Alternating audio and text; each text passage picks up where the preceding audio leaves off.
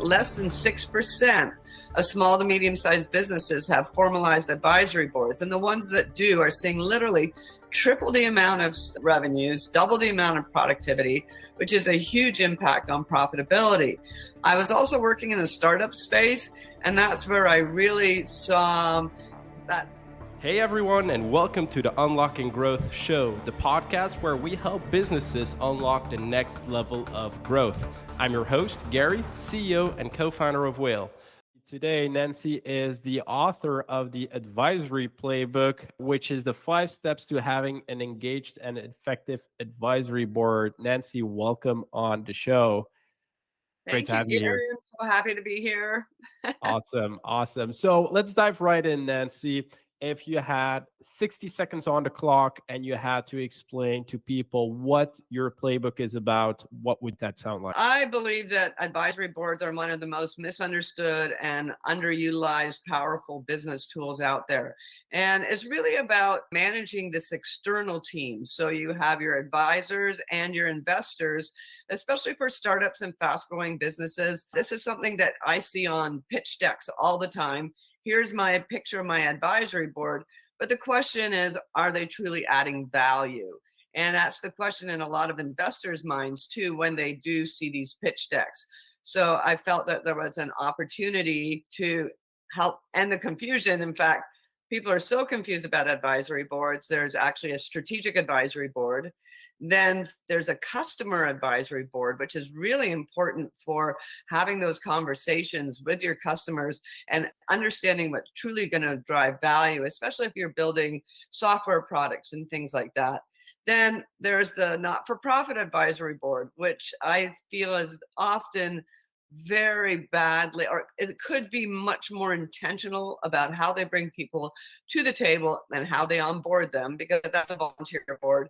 And lastly, there's this idea of a peer advisory board or an old style mastermind where 6 to 8 business owners get together, collaborate on every month, and you have hot seats. So everything's a little bit different. And then I saw the confusion. I just felt I had to help fix that problem. That sounds great. So it sounds like this is intended to basically any type of business. Is that true? Or did you have someone or a type of person or a type of business in mind when writing the playbook? And ultimately, what's the impact or the value that people can expect from reading and following the playbook?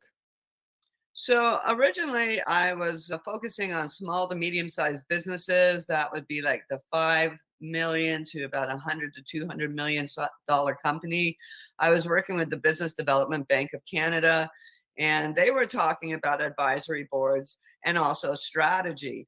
And yeah, that was who I had started intended to, because there's this amazing statistic that less than 6% of small to medium-sized businesses have formalized advisory boards. And the ones that do are seeing literally triple the amount of revenues, double the amount of productivity, which is a huge impact on profitability. I was also working in the startup space, and that's where I really saw that situation where people talk about advisory boards all the time, but don't run them properly and are not getting the engagement and the maximum value of putting amazing people who want to support them around a table instead of doing PowerPoint.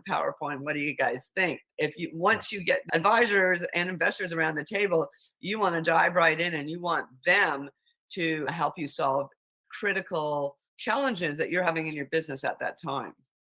So that all sounds great in theory. So how do you put that into practice? In other words, what are some of the practical things you can share with our listeners? What are some of the key steps in your playbooks and strategies onto building an effective advisory board that adds value? So I do have a 5-step process that I know you like the 5 steps. So number 1 is really, what is the purpose? Why are you putting together this advisory board? Do you need advice? Do you need funding? Or do you need access? Because sometimes it's all 3, but I like to help at least have an understanding of what those prioritizations are, because that's going to really impact step number 2, which is the players. Who are you going to bring to the table? A lot of times people will find a subject matter expert, but a big name, ask them, and they really don't do anything, and they overcompensate them upfront. So one of my secret sauces is building what I call a bit of a war room based on categories. So I like the organization to do a bit of a SWOT on what they need based on funding, access, and advice. And then we'll set up categories. Oh, is it like social media marketing? Is it manufacturing? Or whatever those specific categories are. Then we brainstorm 5 or 6 people within that circle of influence, or your 6 degrees of separation, who could fulfill that role, then prioritize them based on their experience, expertise, and contacts. The other thing that I've really been pushing for now is to think about having a diversity of thought at that table. So sometimes it's not going to be always the usual suspects. Might want to play with the status quo a bit. And then I go into, now that we know who we want sitting around the table, how do we invite them? So there's a very specific way of why them, why you, why now, and then the compensation, and making sure that the compensation is vested over time. So I'm usually like to say 3-year term for one advisory board, because your company is going to look in 3 years, those same advisors might not be relevant.